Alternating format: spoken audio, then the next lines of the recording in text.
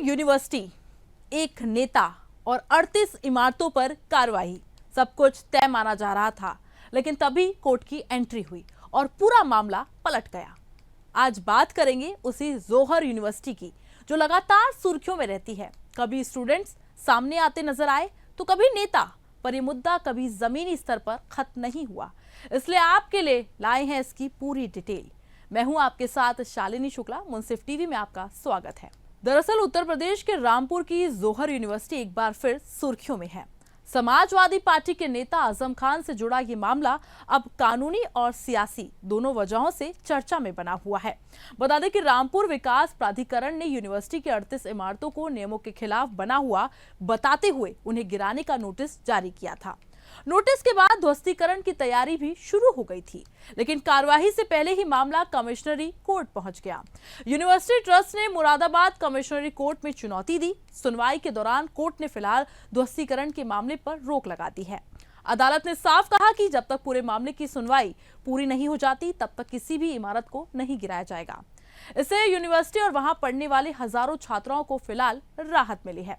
हालांकि ये राहत अभी के लिए है, अंतिम फैसला अगली सुनवाई में होगा। अब इस मामले पर सियासत भी तेज हो गई है। प्रशासन का कहना है कि कार्रवाई पूरी तरह से नियमों के तहत की जा रही है। वहीं विपक्ष और कुछ अन्य लोग इसके समय और तरीके पर सवाल उठा रहे हैं।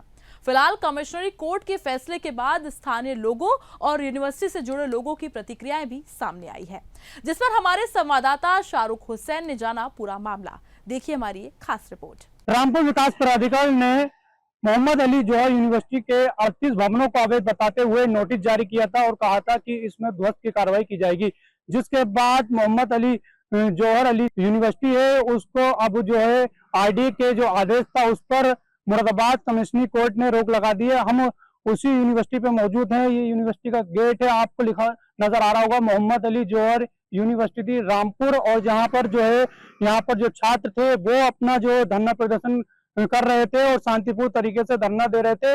इसके साथ ही यहाँ पर समाजवादी पार्टी का भी डेलीगेशन आया था और छात्रों से बात की थी। और इसके साथ ही जो रामपुर जिलाधिकारी हैं उनको भी ज्ञापन दिया था, मांग की गई थी जो ध्वस्त की कार्रवाई है वो न किया जाए, अगर कोई जुर्माना है वो लगा दिया जाए। फिलहाल इस पर ध्वस्त की कार्रवाई नहीं किया है। ऐसे में जो अब मुरादाबाद कमिश्नर कोर्ट है उसने भी इसमें जो अंतिम रोक है वो लगा दी है और ऐसे में 3 अगस्त को कमिश्नरी कोर्ट में इस पूरे मामले की सुनवाई होनी है।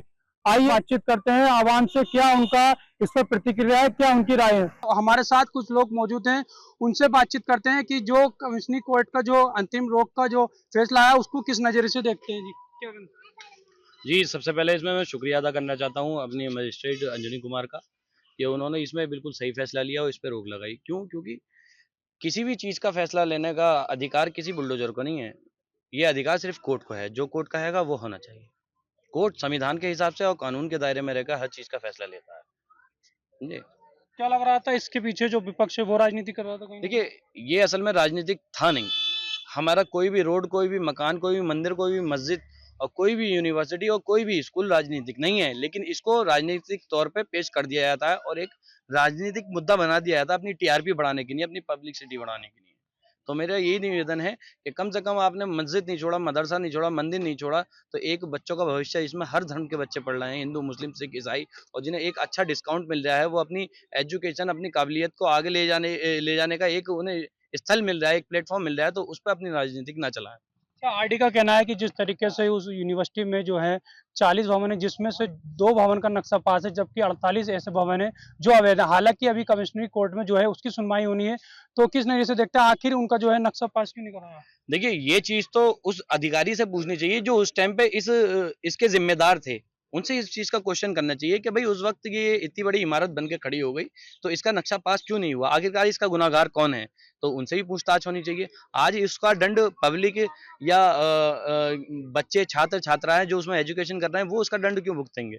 उनका तो कोई अधिकार नहीं है।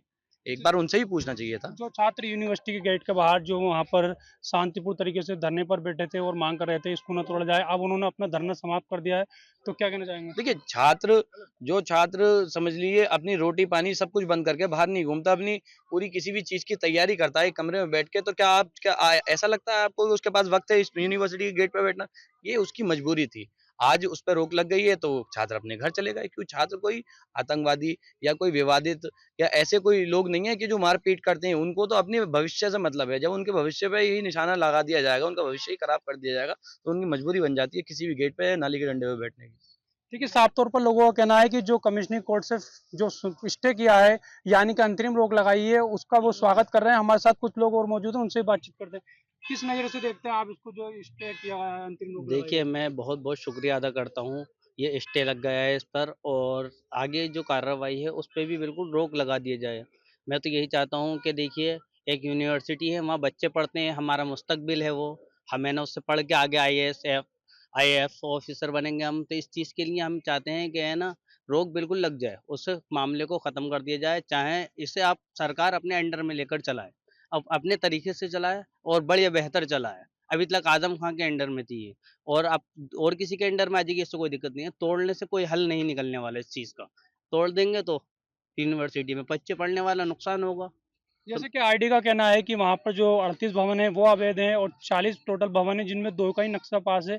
तो क्या लगता है आपको, अब ऐसा क्या करना चाहिए प्रशासन को, जो वहाँ राहत मिल जाए? देखिए 38 भवन अवैध हैं, तो ये काफ़ी टाइम से बने हुए हैं। इस चीज़ की प्रक्रिया पहले नहीं हुई और ये चाहता हूँ कि मैं वही अब इस चीज़ का मुद्दा उठा है, तो इसे मुद्दे को ख़त्म करके और 38 भवन जो हैं, उसका मानचित्र पास कराकर उसे दोबारा से रिन्यू कर दें। ये तो हमारे देश में अगर गलती हो जाती है, उसे सुधारा जा सकता है, ना कि उसे बर्बाद करा जाए। बर्बाद करने से कोई हल नहीं निकलेगा। देखिए, साफ तौर पर उनका कहना है कि जिस तरीके से अगर उसकी जो यूनिवर्सिटी है 38 भवनों की कंपाउंडिंग हो जाए, या जो जुर्माना है वो लगा दिया जाए, ऐसे में जो है कहीं ना कहीं जो जो तोड़ने का ध्वस्त का आदेश है वो ना किया जाए, और जो कमिश्नरी कोर्ट में जो है हर पहलू पर जो है उसको देखा जाए, उसके बाद ही कोई फैसला सुनाया जाए। हमारे साथ कुछ लोग और मौजूद हैं, उनसे जान लेते हैं कि क्या नाम है आपका? मेरा नाम मोहम्मद आमिर। किस नज़रिए से देखते हैं जो ये स्टे क्या है, अंतरिम रोक लगा दी है? नहीं, ये अच्छा करा है कि इस पे रोक लग दी गई है।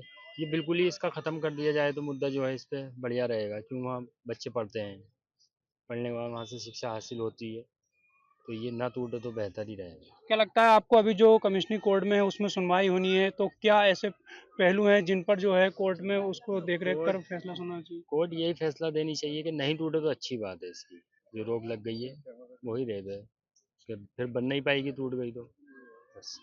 देखिए, साफ तौर पर हमारे साथ दो कुछ युवा भी हैं, उनसे ही बातचीत कर लेते हैं जी। क्या नाम है आपका? मेरा नाम हिलाल अहमद है।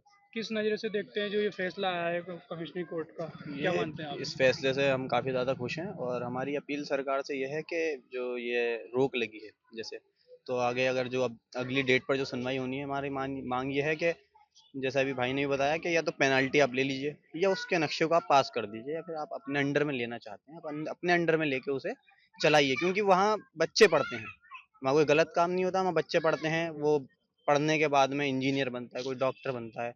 और वहाँ ऐसा नहीं है कि अमीर बच्चे ही पढ़ते हैं, वहाँ गरीब बच्चे ही पढ़ते हैं। आजम खान साहब ने बताया था सांसद में कि वहाँ रिक्शा चलाने वाले का बच्चा भी पढ़ता है, वहाँ गरीब बच्चे भी पढ़ते हैं।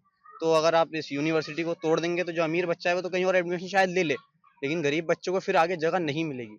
और ये होता है, ये देखा जाता है कि गरीबों के लिए जगह बहुत कमी से मिलती है। वहाँ बहुत अच्छी एजुकेशन मिल रही है और गरीब बच्चों को खास करके फ्री में मिल रही होगी वो, जहाँ तक मेरा मानना है। तो सरकार से यही अपील है कि उसे ना तोड़ा जाए। आप अपने अंडर में लेकर देख लीजिए, जो आपको बेहतर लगे कीजिए, लेकिन तोड़ना उसका हल बिल्कुल भी नहीं है। आप सॉल्यूशन निकालिए, जो भी आप मानते हैं कि ये बेस्ट है, पेनल्टी बेस्ट है, आप पेनल्टी लगाइए। आपको बाकी नक्शा पास करना आपके अगर है, आपके वैसे भी है, क्योंकि सरकार है, हमारे हिंदुस्तान की ही सरकार है, ये भारत की सरकार है। तो मेरा योगी जी से यही अपील है कि आप उसे जो है, जो भी दोनों में से आप मानते हैं पेनल्टी, अगर तो पेनल्टी ले लीजिए, अगर आप उसे पास कर सकते हैं तो आप उसे पास कर दीजिए। उसे तोड़ देंगे तो शिक्षा का बहुत बड़ा नुकसान होगा। बस यही अपील है हमारी तो सरकार क्या आप जो फैसला सुनाया उसका स्वागत करते से। हैं? बिल्कुल, बिल्कुल, हम खुश हैं उस फैसले से। देखिए, साफ तौर पर जो सभी लोगों का यही कहना है कि जो यूनिवर्सिटी है उसको ना तोड़ा जाए, और जो है जो उस पर जुर्माने की कार्रवाई की जाए। फिलहाल जो कंपाउंडिंग है वो करा दी जाए, ऐसे में ध्वस्तीकरण का जो आदेश है वो ना करा जाए। ये शिक्षा का मंदिर है, कहीं ना कहीं अगर यूनिवर्सिटी पर जो ध्वस्त की कार्रवाई होती है तो छात्र छात्राएं जो है शिक्षा से वंचित हो जाएंगे। हमारे साथ कुछ लोग और मौजूद हैं, उनसे जान लेते हैं। किस नज़रिए से देखते हैं आप इस कोर्ट के मैं फैसले? देखना चाहता हूँ कि जो जहाँ शिक्षा मिल रही है बच्चों को, गरीब हो या अमीर हो, उसे शिक्षा मिलनी चाहिए। उस पे जो आरोप मत लगाओ, उस काम उस कैम को कैम रखो, उस जगह को। और मतलब ये है कि चाहे सरकार के हाथ में हो या मतलब किसी भी हाथ में हो, तो उस चीज़ को कायम रखो। इसमें शिक्षाएं जिन जिन को मिल रही, किसी भी बिरादरी के हों, किसी भी उसके हों, गरीब हों अमीर हों, तो वहाँ पे जो शिक्षा मिल रही है तो उसमें यही चाहते हैं कि उसमें शिक्षा मिलती रहे। ये कहने का मतलब है हमारा। अगर कार्रवाई होती है तो कहीं ना कहीं जो बच्चे हैं वो शिक्षा से महरूम रह वो जाएंगे। तो महरूम हो जाएंगे। भाई गरीब हैं, गरीब के लिए करना है। जब गरीब के लिए कोई चीज़ बनती है तो उसे चीज़ को कायम रखना चाहिए।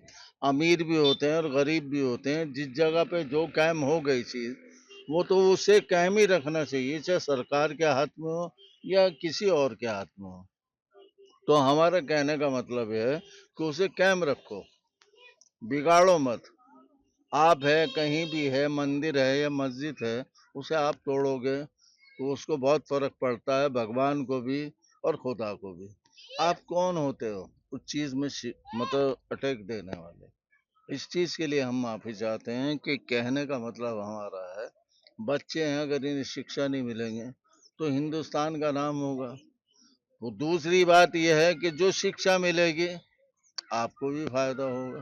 समझे कि हिंदुस्तान का नाम हो रहा, कि फला देश में जा रहे हैं तो हिंदुस्तान का है।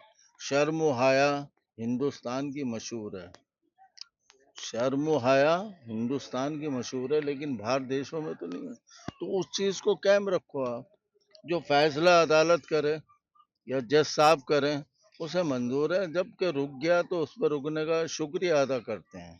देखिए, साफ तौर पर लोगों का कहना है कि जो कार्रवाई है वो नहीं की जाए। अब सबकी नजर 3 अगस्त को होने वाली अगली सुनवाई पर है। उसी दिन साफ होगा कि कोर्ट की ओर से मिली राहत आगे भी जारी रहेगी या फिर ध्वस्तीकरण की कार्रवाई दोबारा शुरू होगी। ये मामला अब सिर्फ जौहर यूनिवर्सिटी तक सीमित नहीं रह गया है। इसने कानून, शिक्षा और सियासत से जुड़े कई सवाल खड़े कर दिए हैं। ऐसे में कोर्ट का अगला फैसला काफी अहम माना जा रहा है। इस मामले से जुड़ी हर छोटी बड़ी अपडेट आपके लिए लाते रहेंगे। हमारे साथ बने रहिएगा मुंसिफ टीवी पर। धन्यवाद।